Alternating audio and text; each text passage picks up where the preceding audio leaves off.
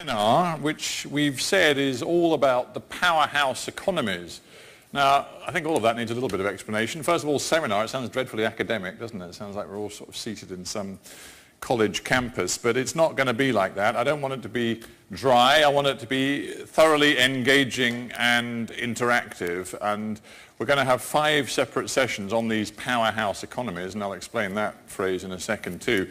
But in the course of each of the 5 discussions and debates, we very much want your thoughts and contributions as well, because I'm sure within this room there's a whole lot of experience about running travel businesses and tour operations in all of the countries, from all of the countries that we're going to be talking about. So we want to draw on your thoughts, questions and experience as well. So there are roving microphones and we'll be turning to you for feedback and thoughts throughout the session. Now, these powerhouse economies, we're sort of slightly shying away from the dread acronym BRICS, but in the end it is about those 5 countries. Not that necessarily we should regard, I think, the notion of Brazil, Russia, India, China and South Africa as the story of the powerful emerging economies. Clearly other countries, you know, just thinking of countries from Turkey to Mexico to Nigeria to Vietnam, you know, there are a huge number now of powerful emerging economies, but the fact is these 5 are arguably the biggest of the emerging economies. They've certainly attracted a lot of attention, if only because good old Jim O'Neill at Goldman Sachs coined this phrase, the BRICS, which originally of course was the 4 BRIC, and then South Africa, the S got added as well. So we're going to do it as 5 separate seminar sessions. We're starting off with Brazil, and I'm hoping and trusting that all of you are here because you are interested in Brazil. If Brazil isn't the country you particularly wanted to attend to, then don't worry, we're getting to the others very quickly afterwards. I'm sort of assuming you know who I am because I do quite a lot of work at WTM, but if you don't, I'm Stephen Sacker. I'm the host of Hard Talk on the BBC World News Channel. Do quite a few other things to the BBC as well. A veteran sort of news reporter and correspondent before I became an interrogator. I'll do a little bit of interrogating today, but all in the best possible taste. I won't get the thumb screws out or anything like that. And we have got a lot to get through with 5 different geographical areas, regions, countries to deal with. So without more ado, I'm going to invite onto the stage 2 key speakers who will introduce the themes and some of the thoughts behind all of this, because I should say at the outset, this event has been sort of put together by the European Tour Operators Association and the European Travel Commission, who've done an awful lot of work assessing the current reality of these different markets and also looking at the potential that is offered by these powerhouse economic stories as well. So let me begin by inviting onto the stage the CEO of the European Tour Operators Association, Tom Jenkins. He can give you some context and we'll take it from there. But Tom, off you go.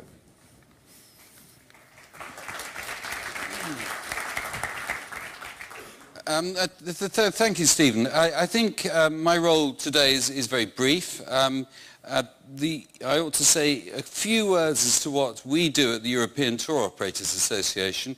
We are an association of those tour operators that sell Europe largely as a unitary destination in origin markets. And these origin markets traditionally were places such as North America, Australia and Japan, but increasingly they're starting to be those countries which we've just referred to by that unhelpful acronym, BRICS.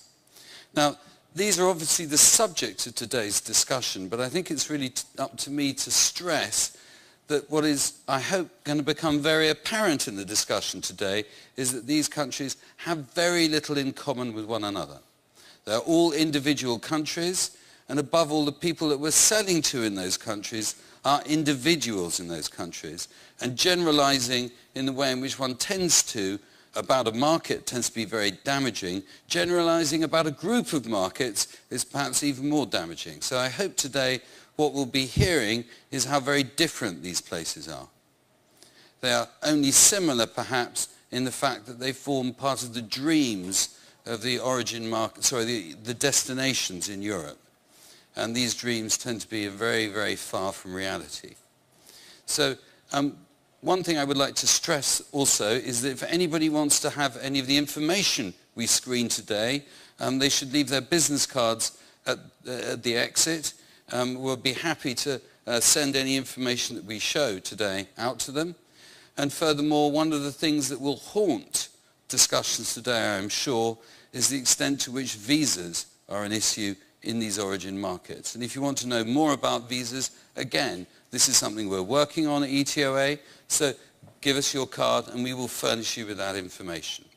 Ladies and gentlemen, you heard enough from me. We've got a lot to discuss today, so I will get off the stage. Thank you very much. Thank you very much indeed, Tom.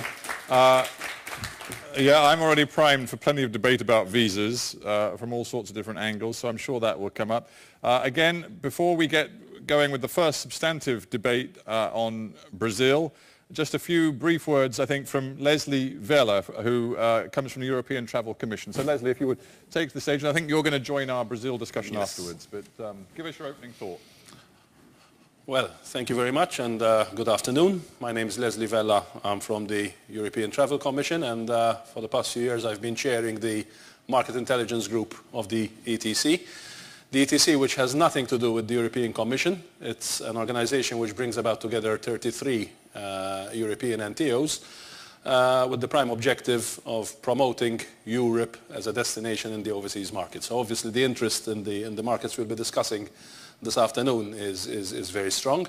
We work very closely with our partners, the World Tourism Organization, European Cities Marketing and ETOA, and carry out a number of studies on these markets. And they are markets which, as Tom said, are very unique in their own separate ways, grouped together under this acronym, but as the discussions and the presentations will hopefully show over the next few 1.5 hours together, basically we will identify what trends and situations prevail in these different markets.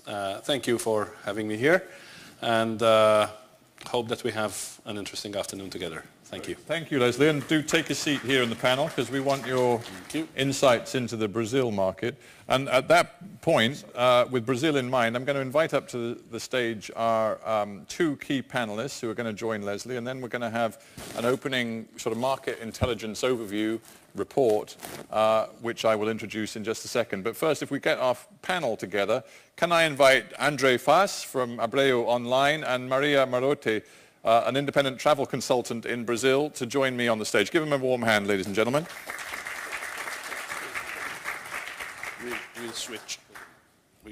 And do take a seat, everybody. So we've got our Brazil panel, but so we can chew over some Brazil market analysis, let me invite to the podium right now Magdalena Osmola, who has been looking at the Brazil market and I think is going to give us the fruits of her labor. So Magdalena, over to you. Welcome everyone. Can everyone hear me? Fine? Okay. Great. My role today is really to present very quickly and hopefully briefly the results of the study that we very recently commissioned. Just to introduce myself, my name is Magdalena Osmola and I work for the European Tour Operators Association. So that's the very brief study that we put together with some facts and figures. So just to start off with some of the most important facts in terms of population and the economic growth. As you can see from the slide here, the population of Brazil is currently ranked world number 5. And of course it is important to note that it's a decreasing number. So as most of the other countries all around the world, it's also an aging population. And of course, numbers of people over 35 years are growing very rapidly. When it comes to economy, as you can see, Brazil, again, definitely a powerhouse economy. It's at the moment ranked world number 6. As you can also see, actually the trend rate growth is forecasted at around 3.5%, And I'm pretty sure that many of you know that in comparison to other powerhouse economies, it's not such a substantial growth. For example, China and other Asian economies grow at much higher percentages. However, still, as we can see, ranked number 6, so very, very important to us. I think that the most important success for Brazil in recent years has been in terms of trying to distribute income more evenly. In recent years, Brazil is working towards delivering this goal. And of course, before, it was always considered as one of the most unequal in terms of distributing this income. Okay, just to move forward to something that it might be, of course, more interesting to us, so outbound trips from Brazil. Like US, it's important to know that Brazil is a market where domestic travel still overshadows the international travel. However, as we can see from all the figures here, of course it's a large market, large outbound market, and the most important in South America, of course by far the most important, and the fastest growing. It is important to know that it's also a market that is very prone to changes, and it can have periods of boost, and it can have also periods of quite moderate growth. In terms of spend, this is, I think, even more interesting. As we can see, the international spend is quite high, and it is very safe to say that Brazilians are very keen shoppers. They enjoy shopping abroad. And also, of course, they are ranked number 12 at the moment in terms of international spend, and this is according to UNWTO. So again, that's very, very important to us. And moving forward, Brazilian travel to Europe, to discuss a little bit how the Brazilian market can impact our industry here in Europe. As you can see, 1/3 of Brazilian outbound trips comes to Europe, so that's quite a large share. It has a very good growth potential. However, there's been a couple of impacts lately. In the last couple of years, Europe's share shrunk definitely. This is mainly due to the increased competition from more domestic destinations, so other parts of Brazil, and also some short-haul destinations, and this is mainly, of course, Latin America, but also US, so North America. Also, as we were mentioning in the opening remarks, visas is a topic that comes back very, very often. And the recent changes in visa processes, especially in the US and Mexico, can further affect travel from Brazil. As we know, in 2012, there's been quite a lot of activities towards even visa-free travel in the future in the US. And actually, Obama's administration is really pushing that topic forward. So we might hear quite a lot about it in the next 4 years. Also, higher airfares and additional surcharges in the future can affect Brazilians traveling to Europe. And just to very quickly sum up very general statements about what Brazilians traveling to Europe want from European businesses. First of all, family visits. What it means, as most of you know, Brazil is a nation of mainly 4th or 5th generations of immigrants. So very often their travel is connected with pursuing ancestry and family links. So that's again a very strong competitive advantage for Europe. Also, many Brazilians are very strongly attracted by city lights and shopping. They are eager to come to city breaks. They are eager to shop And also music entertainment is very, very important. Also sport, which is of course football, but also any other sport. They are just keen both to participate in sport and also to watch it. So these two things. And cultural trips, we had a couple of interesting statistics from Paris, of course their favorite destination. According to Paris, most of the Brazilians are very interested in visiting museums and galleries, also interested again in shopping, perhaps not so interested in visiting theme parks, so that's not something that they would like to do. And just to sum up one more thing, in terms of booking travel, Brazilians book mainly online, so that's the first important source. Then, of course, tour operators and travel agents are still very, very important. And thirdly, booking through direct websites of accommodation providers is still lagging a little bit behind. Thank you very much, and now I'm sure you're going to hear from industry insiders, so that will be much more engaging. Thank you so much. Well, don't be so modest, Magdalena, but thank you.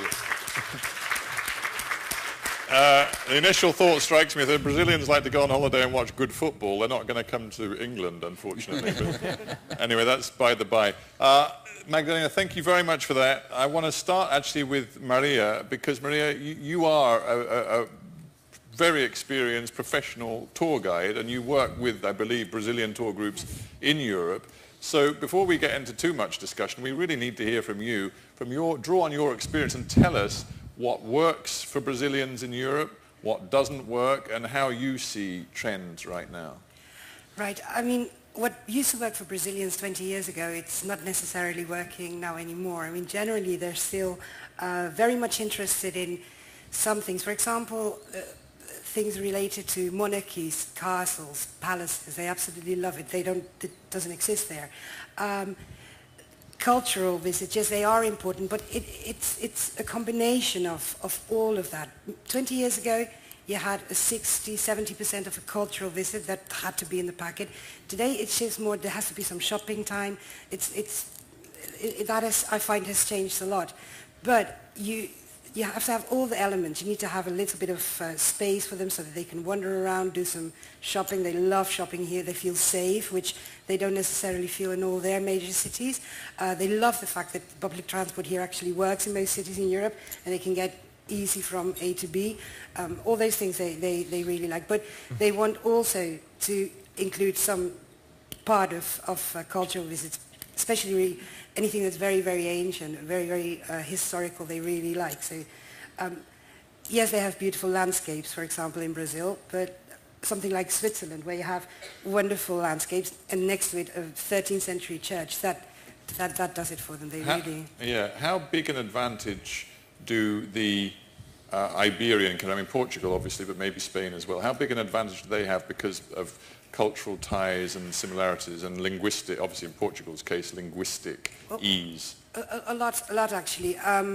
This is one of the things they feel uncomfortable with is language. Because you see the Brazilians that are now in their late 30s, 40s, 50s, their English is not as good as the younger Brazilians. They've been able to go out, spend a year abroad and learn English, whereas people in their 30s, 40s, they're career people, they've got wonderful careers, but their English isn't that good, and or their French or any other language, so they feel quite uncomfortable language-wise. Spain, and especially Portugal, has the advantage of first historical links. There's a lot of historical links with Portugal, but the language is very, very important for them. And one of the things I always see is that when you go around with Brazilians, they're always considered like the Latin America market. Well, Latin America, 49% of those people speak Portuguese. Still, a lot of places is regarded as Spanish as a language, and that's...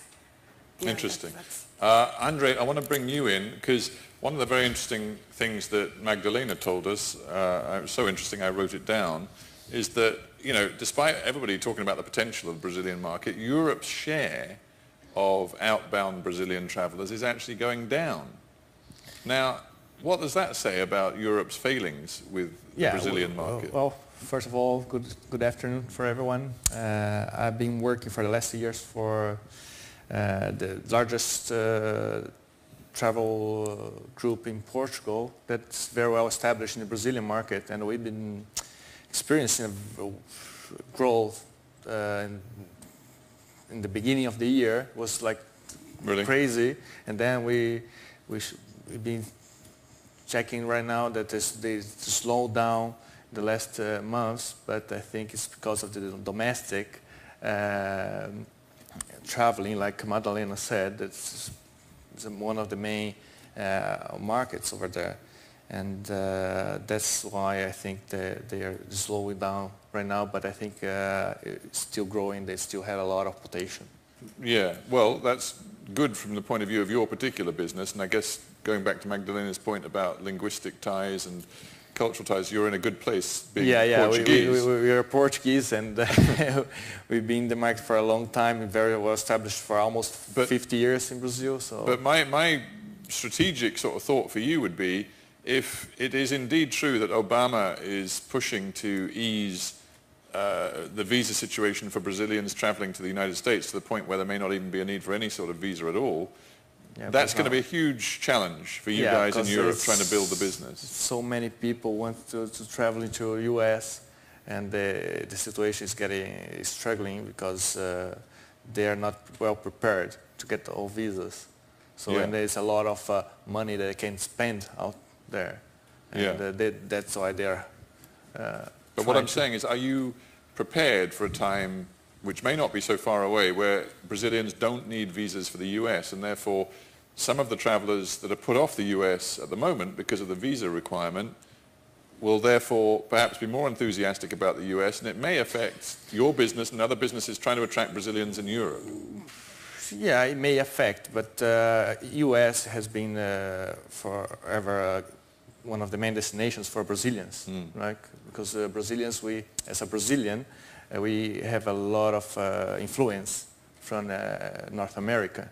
So I think what's going to change is just maybe, I think the Brazilians, they see US and Europe as totally different worlds. Right. Right? Like Magdalena said, Brazilians, they don't come to Europe to go to the theme parks. They go to US to go to Disneyland, for example. Right. So Tom, you wanted to get in.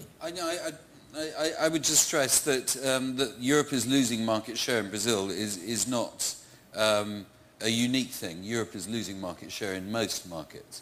There are two reasons for this. One is the sort of old British industry argument, which is we're having competition for the first time, and we're not used to that. But the second argument is that Europe is uniquely regulated and uniquely taxed as a destination from these origin markets. And what we sell in these destination markets is very much the European travel industry. And that carries with it complications. So we're losing market share in Brazil, but this is not unusual. Sure, but on that issue of the tax and regulation regime, you know, if you think about it from the Brazilian consumer's point of view, how prohibitive, or at least how difficult is it to contemplate, you know, the airfare cost of coming to you? I mean, how expensive is it right now for a Brazilian to fly into Madrid, Paris, or London? And when you consider all of the passenger duties and taxes that we seem to be finding ways of adding on to our ticket prices right now, how difficult is that situation becoming?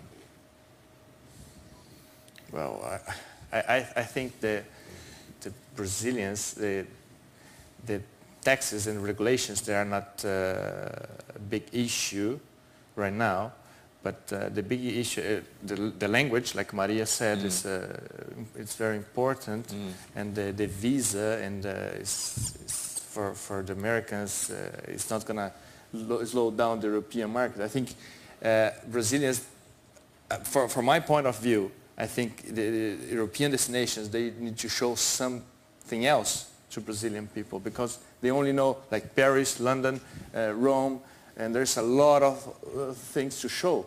And like Tom said, it's slowing down. Now they have competition, and maybe it's time to show something else to Brazilian. Yeah. Because they don't know, they only know that the main capitals come there. I'm entitled to ask dumb questions. That's my job in these panels. So I'm going to ask you a really dumb question. The European English, maybe cliché view of a Brazilian is that, of course, they love things like samba and football and all that. But also, you sort of have a cliched image that they love warm weather. So is Northern Europe, has Northern Europe got a particular problem with Brazilians because they think, God, it's cold, grey and rainy? No, not really. The Brazilians, they like to come to Europe to feel the cold. It looks insane, but it's a reality. Yeah, come on, Maria, what do you think? They're actually disappointed. When they come in winter, they're disappointed when it doesn't snow. Yeah. It is like, are we going to see some snow? Depends. Yeah, they actually expect it. They're expecting. They know when, they're very good at that, knowing when they're traveling. So they know that September is going to be a month where they're going to be not having it, but they like to come in January. Really? January is a big month for Brazilians because they've got school holidays. And it's a big month because they expect to come. Well, that's very interesting. And see snow. Yeah. I mean, that's fascinating. And do you think tour operators are aware of that? You know, for example, that January, Christmas and January are great times to attract Brazilian tour groups and packages. Yes, I think the other point which is lying behind this, and it's probably worth reiterating, is, as we saw in the demographics, that the core market that we're selling to in Brazil is this burgeoning middle class, which is also middle-aged. Right. And the middle-aged people need to have things in Portuguese. This is the thing to stress. Very important. But realistically, they're not, you know, they're not going to get things in Portuguese. You know, we usually in most big European cities, you know, in tourist areas, you will find that French is there and maybe German, and increasingly you might find Mandarin or Russian. But do you really think we're going to have such a long list of language options that Portuguese is going to be there? But Stephen, you're assuming what you're doing is you're citing examples of destinations adapting to the market. You're saying we're increasingly having Mandarin, we're increasingly Yeah, but I'm saying there's a limit. I mean, obviously... And if we're wanting to attract these people, we have to treat them as customers, alas. You have Maria speaking Portuguese yes, to them. I learned it. As a guide. but increasingly, I mean, there's places in London where you've got, you even have, and this is like Brazilian Portuguese or Portuguese from Portugal headsets so that people can follow it. Oh, yes. How different, again, forgive my massive ignorance, but how different is Portuguese from Brazilian Portuguese? They can understand each other perfectly, but I mean, there's some places they've been so specific as to do that. I mean... Right. Okay. Well, It's like American English, and No, I don't understand a word of Americans. Okay.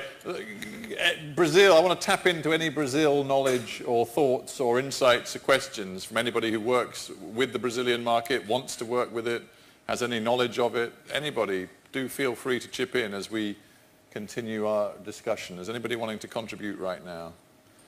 I always find at the beginning of these debates that there's a lot of shyness, and then suddenly it melts away and everybody's pitching in. But madam, you've got a point you want to make. Go on. Hang on, we'll just wait.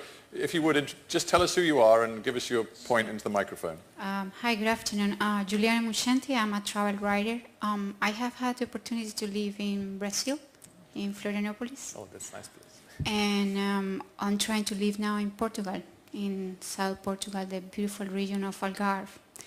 And now that you are mentioning it, I think that's the door to bring Brazilians to Europe.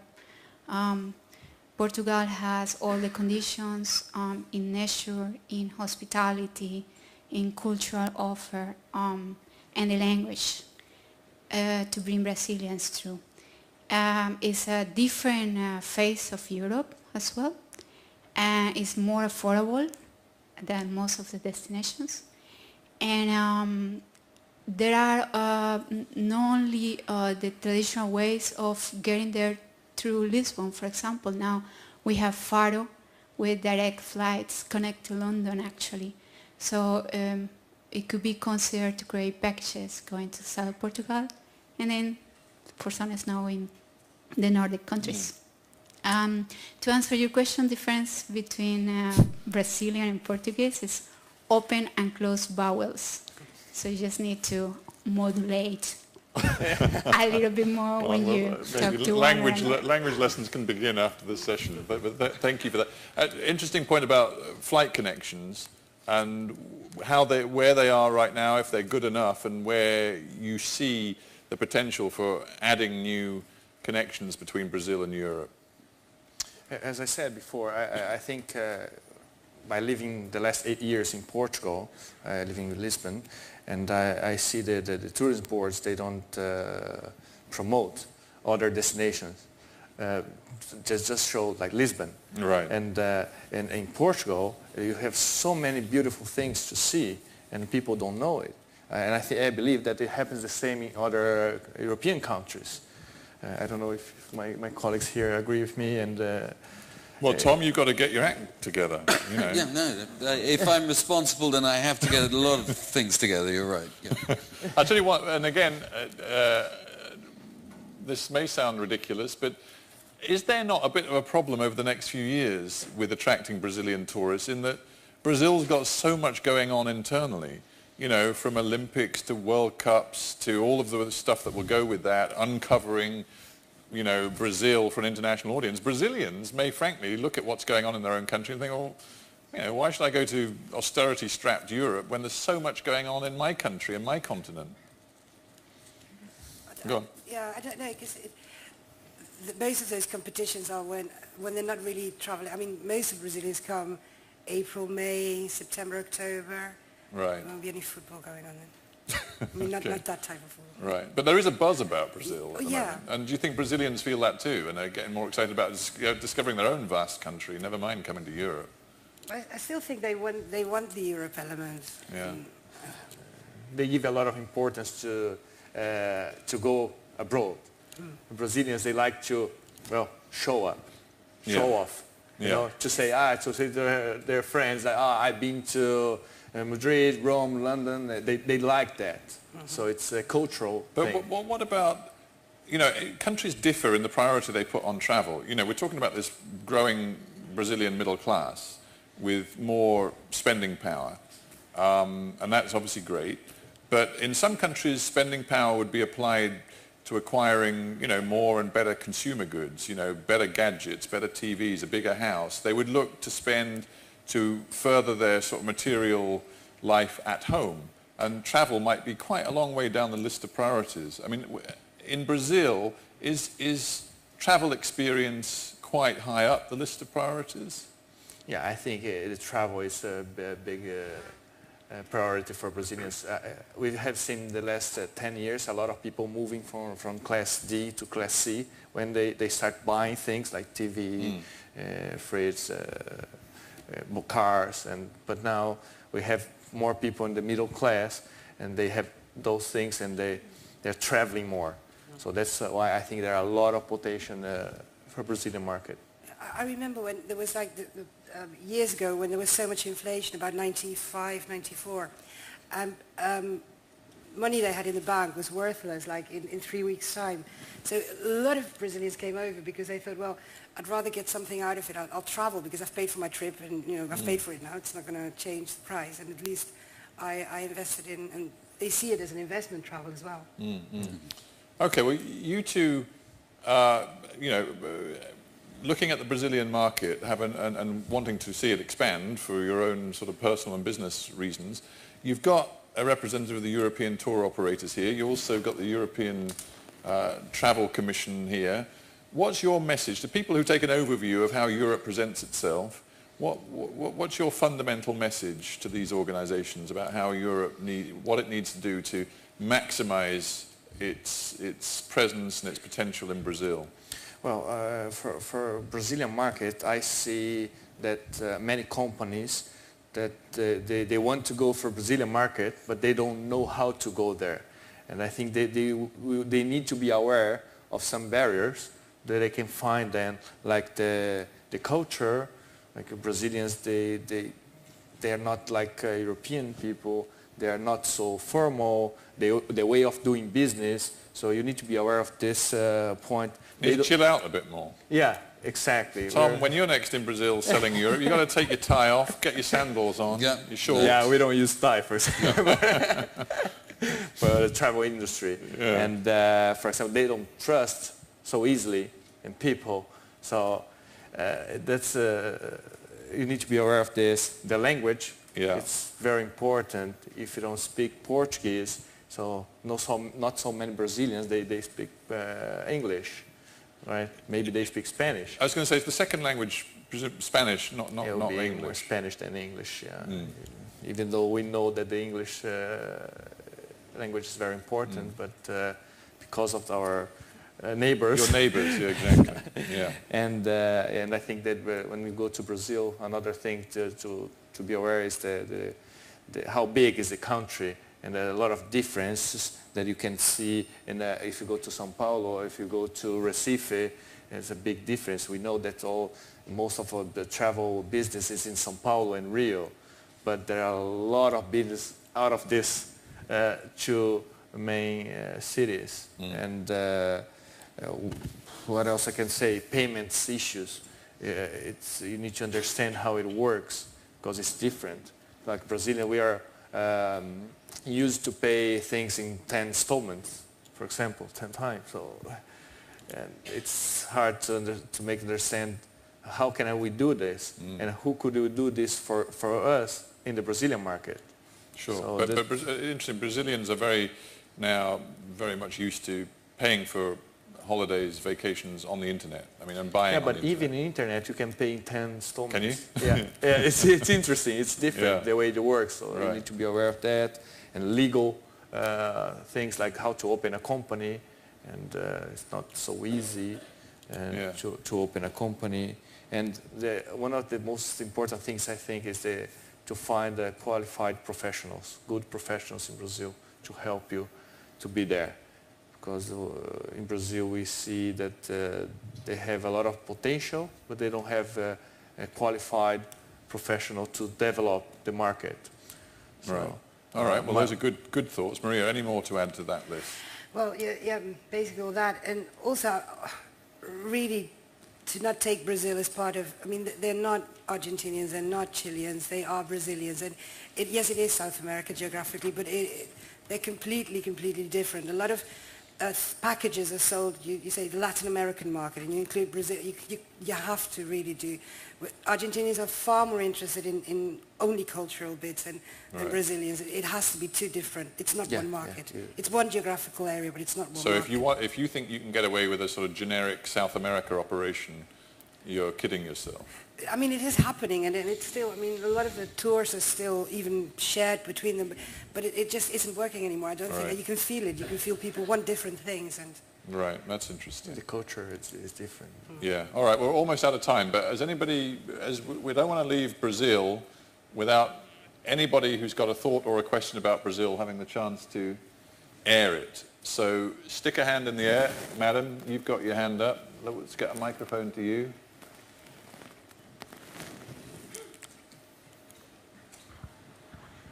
Good afternoon, Suzanne. I'm a student in France in tourism.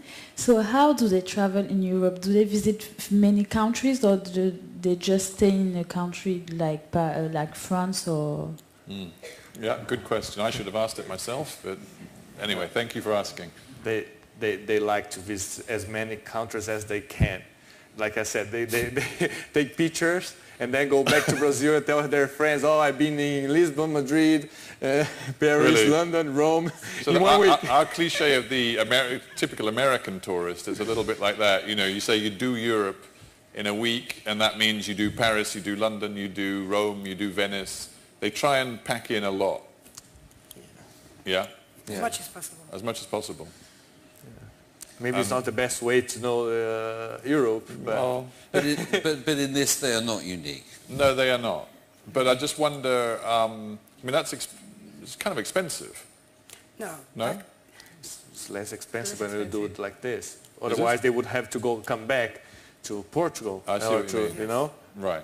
Okay. Yeah. So it's very much a wham bam, thank you ma'am sort of doing Europe. Yeah. Okay. Yeah. Well, no, I mean, I don't mean to imply that anything else is going on, but it's not that bad. I mean, 3 days in London. You then decide to come. It's like a snapshot, and you then decide to come back to London because you loved it so much, or never to go back. I mean, right. Okay. There's a couple of questions at the back. Yeah, sir. A question about the middle class, the growing and the emerging middle class in Brazil. How fast is it growing? Percentages, if you can share it with us. You've mentioned also the cultural traveling that they like. Being an Egyptian, I'd like to know if you can share their perception of ancient cultures, like in Egypt, in the Middle East, generally speaking. Is this one of the destinations they think about, or is it just the culture of Europe? Thank you. Yeah, good. Who would like to take that on? First of all, how quickly and to what size is the emerging middle class growing? And then are Brazilians going to be interested in wonderful destinations like Egypt with their own history? Well, the first question I wouldn't... I'm afraid I will confess to being ignorant of the answer to the Where's first Magdalena? question. Magdalena's there, but she's shaking her head very carefully. Can you shout, Magdalena? How, I mean...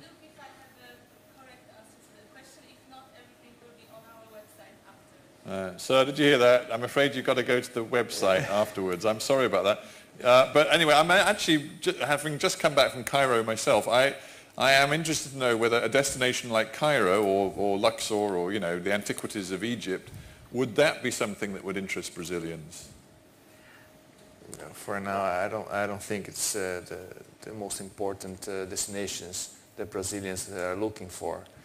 But it's something that is missing in Brazil, that destination, they need to go there and they need to show what you can offer.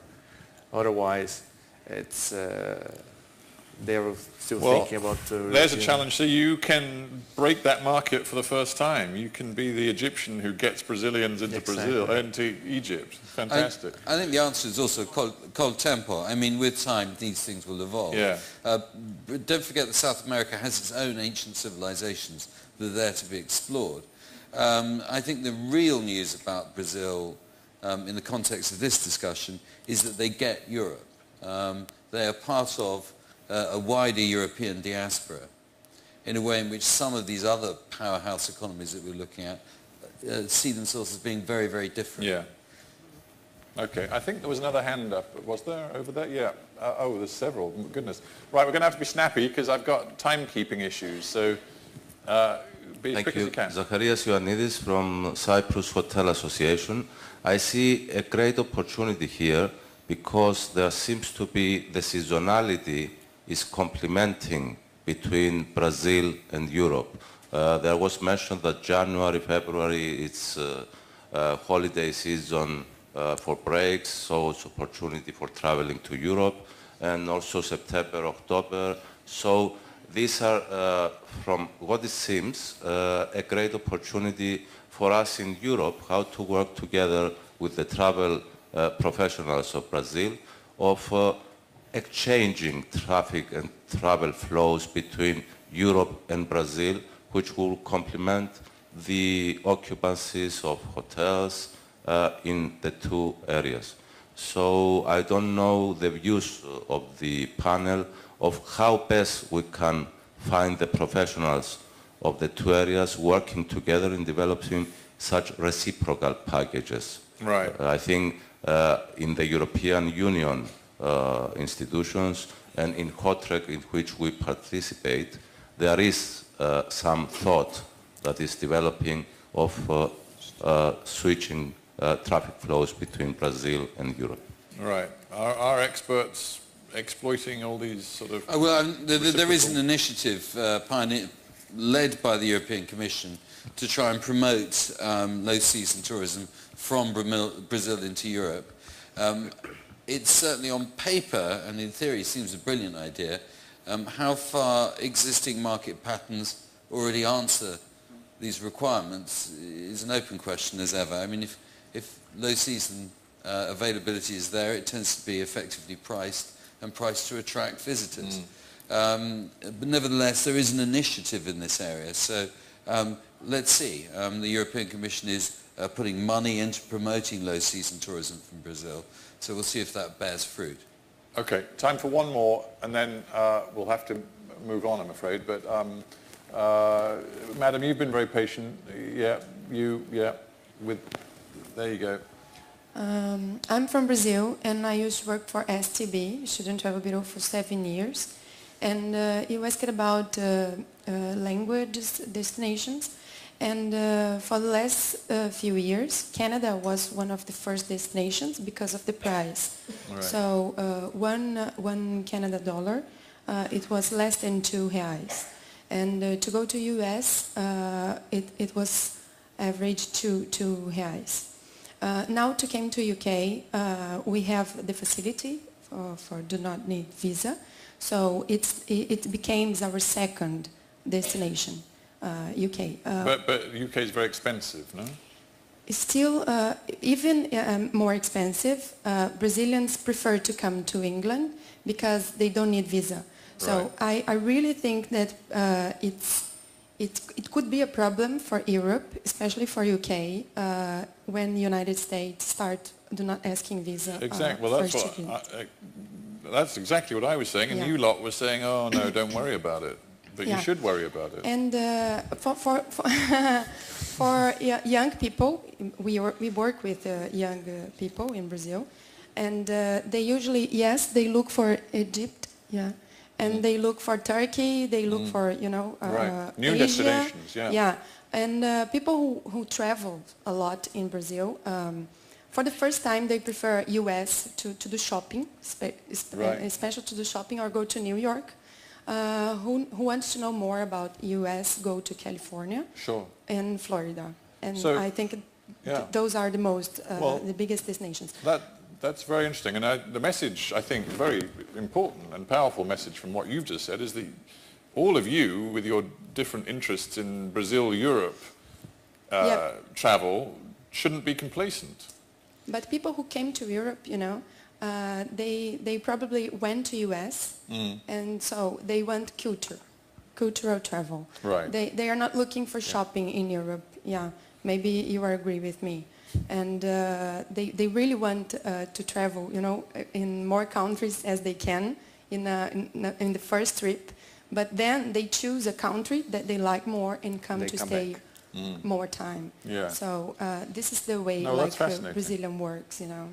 Well, I thank you for that. That's really helpful. And I mean, it fits with some of what you were saying, but don't rest on your laurels.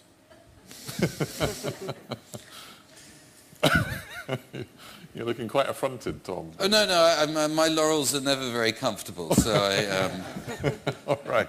Well, listen, thank you so much for that contribution, because it gave us a great insight into, you know, where Brazil is at and how it views all of the different travel destinations.